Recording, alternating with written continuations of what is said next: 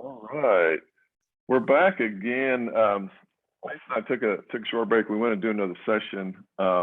Just wanted to let everybody know that my name is Mark Funkhauser, and I'm here with Lisa Seif, my good long-term old friend and colleague. And we actually did a session one. You don't necessarily have to watch these in order. We believe that that you can jump in at any time, but we have done these sort of in order, and we started out with some history, personal and professional history. We talked about addiction and alcoholism and recovery and sobriety in the last session, and then we talked a Our little bit favorite about subject. yeah. Well, it's become maybe all too comfortable and familiar over time in many ways, but in other ways we've I want to say we've kind of gotten good at it, but you can never arrive. And then we also talked about how you sustain your how we focus on the similarities, and then how we sustain our recovery over time. We could probably talk a little bit more about that, and also what success means. So that was the first session. So this session, we're going to start off with we talked a little bit about process and activity addiction, and how this relates to people who come into recovery and sobriety and then find out, that maybe it's about something different in the long run, but how. Let's start off. You mentioned, Lisa, and you have a therapy background, and you always come at it from a little different angle. I'm more of a lay person when it comes to that. But do you tell us about process and activity addiction, how it relates to maybe other types of addiction? It's new on the scene for me, but it's not new on the scene as a dilemma and a pathological problem for the people experiencing it. The addiction movement has not gotten a lot of the research and science it deserves, but it's starting to. And probably what started the whole process addiction movement was the gambling addiction. States really caught on, especially once riverboats. I mean, you're in the state where it's been legal forever, but around here, Indiana brought a riverboat in Evansville in the 90s, I think, like 1996, the riverboat came here. And of course, gambling addiction was really starting to have its own name at that point. Well, what the research has said and what the scientists have found is that the process addictions do exactly the same thing to the brain as the substance addictions do, minus the detoxification. So here's where that tolerance stuff, which we don't know a lot about, but we know that's one of the symptoms of addiction. If you have the disorder of addiction, according to the American Medical Association, there has to be some kind of a tolerance. Well, substances, of course, you have to detox from physiologically.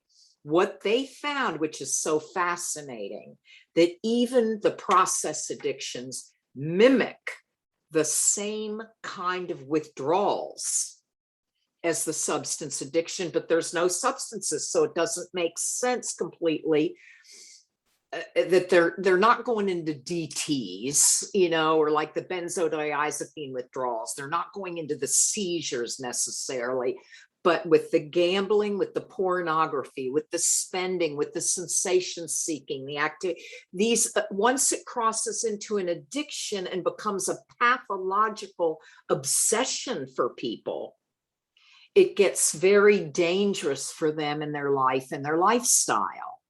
So what's so cool is the recovery meetings had already been very popular. So by the time process addictions came, they had programs like Gamblers Anonymous, Sex Addicts Anonymous, Love and Sex Addicts Anonymous, and Debtors Anonymous. And oh my God, it just like a brush fire took over as a way to recover from those addictions too. So what's so cool, Mark, that you and I do, whether it's through a courtroom or a classroom, we try to get these folks in recovery. however that wants to look for them, so that there is a solution, and it's the same solution with the process addictions as it is with the substance addictions. So it's been an interesting partnership. Yeah. And so maybe addiction has been around as long as humans have. Yes. And it does look different. And one thing I found is that I did gamble some, and actually when you're drinking and gambling together, there's some serious problems with that, because you tend to be or even sexual activity and stuff like that. As a young person, I think that you're more uninhibited, and you do things, your choices aren't real great, things like that, so it's distorted. And so, but even one of the things that I've found over time is that when we do come in to recovery from substance abuse, is that these process or activity addictions sort of surface.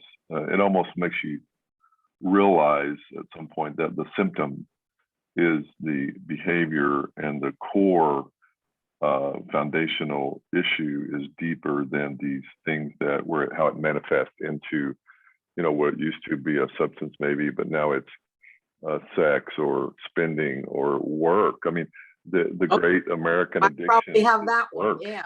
Well, Mark, do you remember? Yeah. Do you remember when we had Patrick Carnes here at the U of E Drug and Alcohol Institute? Yeah. Everybody went crazy. Yeah. The substance workers, that anybody would imply that sex could be an addiction. I mean, what year was that? Oh gosh, that was probably a long time ago. Early middle 90s. Wow.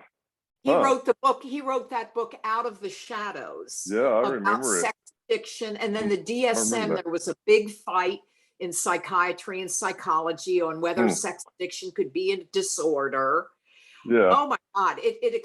And now the research they've done with sex addiction, doing the same thing in the pleasure centers, the dopamine receptors in the brain. There's still so much we don't know about our neurotransmitters, our pleasure centers. And now I have such regret that I wasn't more open-minded to Patrick Carnes when he was doing his training. And now I've done some training with sex addiction. It's fascinating. And now they're kind of the new, don't let them in the neighborhood addict kind, like we used to know in the 80s. Meth addict in, they're meth cooks. Now these poor sex addicts, I feel bad for a lot of them because I have learned so much more. Somebody opened my airways and I was able to learn. They have a horrible stigma attached to them. Well, you know what they used to do to alcoholics and addicts in the early days with lobotomies, and look at the way the field has changed. So I think we have to give ourselves a little bit of a break, as the field. History's been full of things where we've revised and understood things differently, and where it used to not be acceptable. But I remember when Terry Kellogg came, and we talked about that the other day. It's that he talked about family systems and sexuality and spirituality and in a healthy way. And so I think that what I've noticed is that as we get quote unquote clean and sober from substances, and then perhaps because I got into school really quick, that became my new obsession, and then work, and things like that. So it reminds me of the game at the carnival, the whack-a-mole, where it comes up over here and then it comes up over here. And so it's like, what's underneath that, right? What is underneath that whack-a-mole? And so that is the foundation, is that, and Gabor Mate would say, it's about the trauma, it's about the pain. What are we trying to sedate? What is it that we need to work on? And that's what you do as a therapist, is that, and we do in the various programs, is we work on the deeper self. We work on wholeness and healing instead of trying to be perfect, or and we may have those things that manifest in different ways, but we have to try to understand ourselves more deeply in relationship with God of our understanding, or something bigger, or a purpose, meaning a purpose, or in relationship with our partners and friends and family and things like that. And so I really do think that the reason I brought this topic up is that at some point we have to start taking a deeper look in how to live healthy, live life on life's terms, because otherwise we will go to our graves with these other things and claim we're in recovery. You know, what is being in recovery? You know, You know is what, it Mark? just being clean and sober? Yeah. No, I think it all of it, and I do a PowerPoint on this, I think it all goes back to self-esteem. Yeah. I do. I think, Yeah. you know, and how our belief systems about ourselves, about the world, and some of it was trauma initiated, but how we have to me, recovery is about how I see myself, but not in a self-centered way. Do I have a lot of confidence? Do I have a lot of status? How's my image? Of course, I'm concerned about those things too, but really it's more about my self-esteem, your self-esteem. Where is that with people, and how can we help that from a strengths perspective, which is what social work's all about? We look at people's strengths. How can we, from a strengths perspective, continue building, or sometimes just starting from scratch, somebody's self-esteem? Mhm. Yeah, that's good. I mean, the I remember when I first got into treatment, and my therapist at the time, when, you know, inpatient, it was 28 days back in the good old days where you could actually get Right, some treatment. right, And she said, your self-esteem is on the curve. It's about as high as a curve. And you know, and here's what happened, Lisa. And I'll share a little story. Is that I wrote this. They wanted me to write this. We all had to write this diagram about, you know, how we saw ourselves right now. So I had my family, and I just had my youngest son was born actually while I was in treatment. So you can imagine what that was like. And then my oldest son was 2. And so I wrote this thing, and all my family was there, and maybe my work, whatever. And I took it in and I showed it to her, and she said, "Where are you?" I left whoa, myself out. I left myself out. And so I think, and you know, when I look back at when I was in 3rd grade, woo, that's powerful. well, when I was in 3rd grade, I kept leaving my name off of my paper. And this might be a stretch, but I was reprimanded for that. I had to write my name like 30 or 300 times. I don't remember exactly. But, you know, if that our identity is missing, if we don't know who we are, and early on when we say we're followers, I would follow anybody off the cliff, or they would go to the cliff and take a left. I would go on over. So, you know, if we're followers and we don't know who we are, we don't even know much about self-awareness, self-esteem, how to grow. We don't know anything about emotional intelligence and resilience and spiritual growth and development. And it's no wonder, Right, we are killing ourselves in so many ways, even with just being an empty person who doesn't have much meaning and purpose, let alone trying to. And so that's one of the reasons why people early on, they try to fit in by drinking and using, or doing things that they don't really want to do, or they've been right. taught that probably shouldn't do. We try to find ourselves. You know, even gang members, you know, they're trying to find that's their family, that's their That's right. identification. And so I think it's important to, and so that kind of leads us to the next question is, and it's about, you know, stress and health and wellness. And I want to talk about wholeness and healing. We talked about a little bit about trauma. I want to talk about, once we get into recovery, whatever that looks like for any particular person, it doesn't really matter how you get there or what you do. We've talked about that. If it works for you, then it's working. But what about stress and health and wellness? And I also get into integrated or holistic, sobriety and recovery by using community sports like, you can supports like, you can use religions, yoga, spirituality, family and friends outside our main community. And so what do you think about all of I think, thank you, bring it on, because that? bring on all of the gifts, bring on all of your treasures, bring on all of your experience, strength, and hopes, and Mm, help me bring it to the psychotherapeutic relationship. Help me bring mhm, it to the courts and help me take it home. Yeah, bring it mm, on, bring it on. mhm, Mood mhm, disorders now are real popular, of course, and I think the suicide epidemic has made us look at mood disorders. And shoot, we're an yeah. ADHD culture. We don't just have ADHD, but we know if you are diagnosed with ADHD, you have a much higher risk of those substance use disorders. So we know, so with these mood disorders now, besides just medicine, we're such a chemical world, everything's got a prescription attached to it.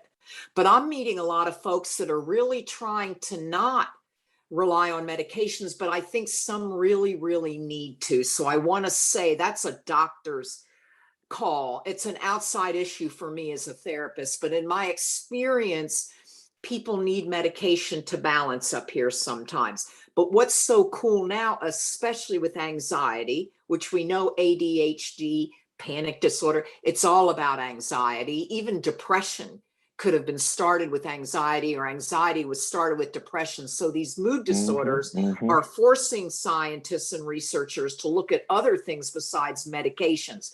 We know, science has told us, hiking, anything aerobic. Do you know outside. right, for depressed people now, the Mhm, research mhm, says get them in water. You know why? The mm. water lifts them up.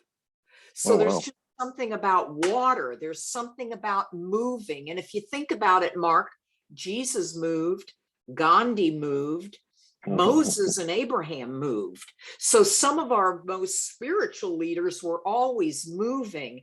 And we know now the power of mindfulness and moving in Mhm, working with people with mood disorders and with mm, post-traumatic stress disorders. And I mhm, believe we don't talk about it enough in recovery, the physical aspect of recovery. And I do mhm, see a lot of mhm, people get in recovery and get depressed or get anxious. And that's when they start distracting again with gambling or with overeating or spend. So I do mhm. think this mindfulness, I have a moral responsibility to let my patients and your folks really know that physical activity helps with depression and Mhm. anxiety and trauma, and helps us stay in recovery, because the whole point of recovery is to have soundness of mind. Yeah. Well, it So gets those endorphins going, and they serotonin. talk about, yeah, with sunshine, vitamin D. They say get outdoors. I think, I do a lot of men's work, and nature is huge with men, especially maybe women as well.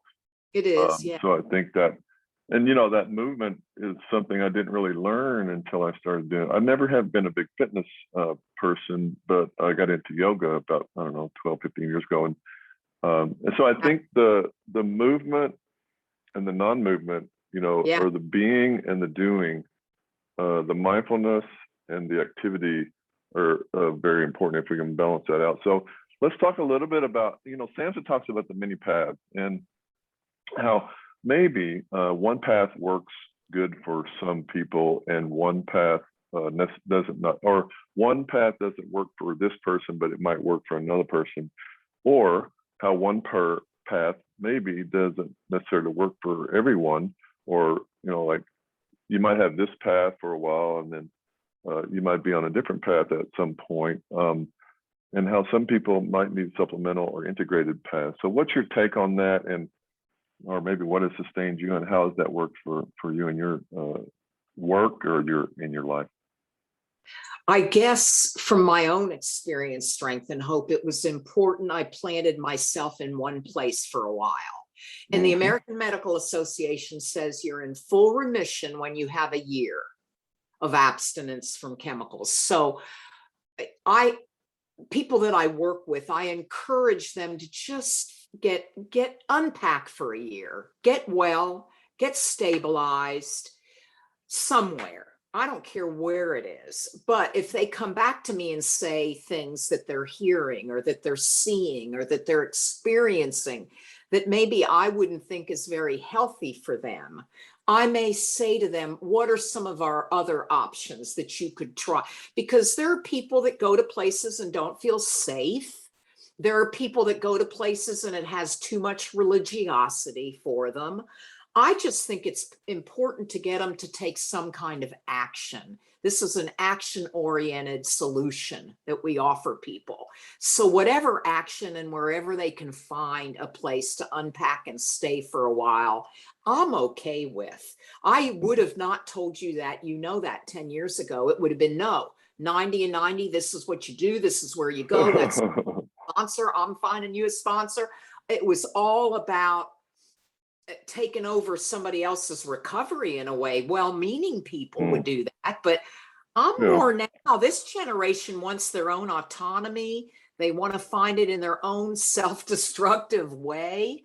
But as long as they're Mhm. talking to you and me about it, they're still in it, in my opinion. Yeah. Yeah, I'm with you. You know, when I you know, when you came in the 80s, you know, you didn't have harm reduction, you didn't have the notion of many paths, as Samson would say. You might have a couple different options. And I was fortunate I lived in a small town and we didn't have too many options. And then I was, you know, 30 minutes from the larger town where actually you're at now. And so I was there a lot, you know. Yeah.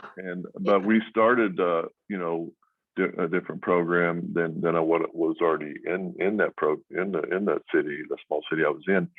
And I was very grateful for what was already there. It was actually in a church that I actually joined later on, and so I got into that early on. It was a small, you know, church and faith-based path. And so here's what happened to me is, and I think I'm very fortunate that it did, is that I had exposure to one of the older traditions, you know, and then we started another, me and a local therapist that I knew through my work, we started another different kind of fellowship. And so then I ended up in this church. And so I had options, you know, but I was very confused in the beginning like that. So I like your philosophy. You know, that 1 year mark's always good for, you know, like staying out of relationships or, you know, trying, you know, and it also, you build habits that way, you know, after 30, 60, 90 days.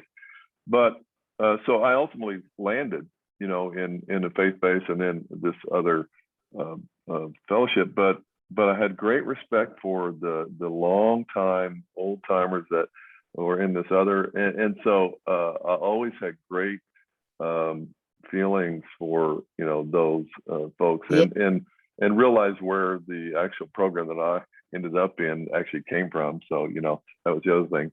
And so, but so what I realized was at some point I had these like 1 foot here and 1 foot there, and I was straddling the fence, and so I had to come together in that. But it's still, and this could be the blessing and the curse of my particular path. This is different. Some people get in one particular path and they stay in it, come hell or high water. It just works for them, and that's their lives, and I respect that. Part of me was I had this faith base and then this 12-step path, and so it was good because I raised my kids, you know, in this faith community, and they came to meetings and stuff, but it, you know, wasn't my only path. And so I had these, so I never could really get totally involved in one or the other, but it served me well. And then over time, you know, I started getting into professional work with probation and then peer recovery. And so I found out all these other paths, and I started studying Eastern paths and yoga and stuff like that. So my point is that I like your philosophy, is that you need to explore a little bit to find your own path, whether it's after that year or early on. But don't get too splintered and too preoccupied with all these paths, because what you'll do is that you could actually get lost and never light anywhere. And you can't go deeply into those steps and work with those people if you don't get invested in a particular path, even if you change it down the road. So one of the problems that I've had is that I've been a little, hard to light somewhere and go deeply, but then I've got this diverse, experience. So it doesn't work for everybody. Not everybody could. Yeah.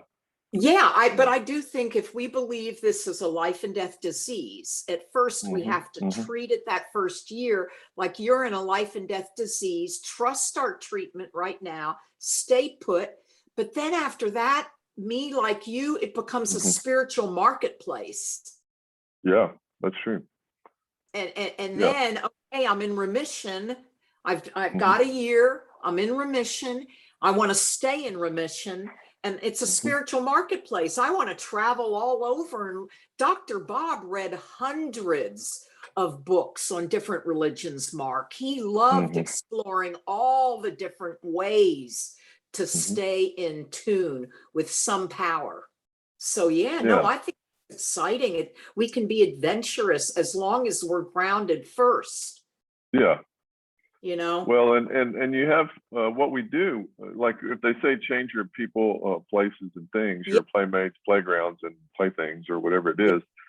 And we talk about social, peer, positive pro-social peer groups and activities. And I think you really get to know people and yourself if you get grounded in a particular place, wherever it is.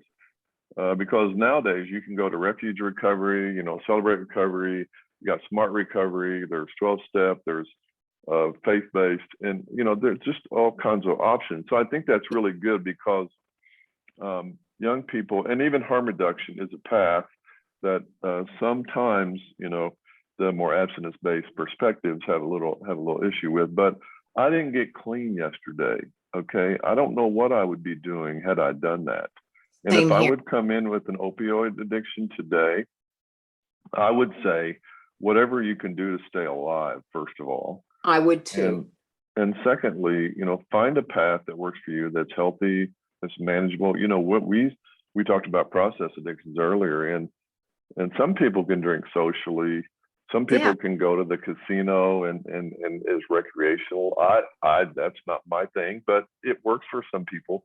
But then you can actually become dependent, even in something like that. But I do think that the indicators of is it making my life powerless or unmanageable, that first step thing is really probably a good indicator for people who, but for me, it's like there are certain things I'm just not going to do today.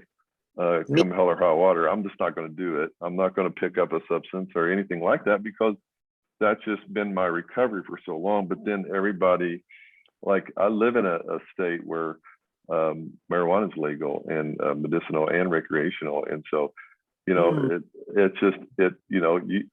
things have changed, and then there's MAT and harm reduction. And, if you're in the profession, if you're in the recovery and then in profession, you have to really keep those separate. So we're going to talk more about that later. This second session here has been very interesting, Lisa. And one thing that I want to say before we wrap up is that I really enjoy talking to you about these things because we tend to have, even though we may have differences, and we actually have had different paths, right?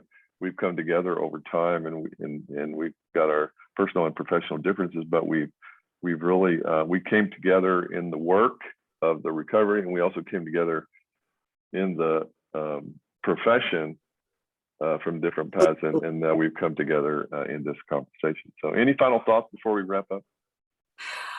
You just can't fake when you care about somebody. And one thing I've always appreciated about you, Mark, and why I was so excited always to work in your company, you cared about those kids. And I remember hearing the hardest things said about them in the alternative schools and in the courtrooms and in the treatment programs. Parents wanted to yank a kid out because they didn't want them in with that kid. And, you brought an authentic concern that those kids had consequences, but you brought an authentic concern to the courtroom for those kids. And I do think when we're dealing with any health related issues, especially with a psychological and emotional and behavioral component, people Mhm. need to know that they are cared about, and you bring Mhm. that. And I love that about you. So thank you, thank you, thank you. Thank you.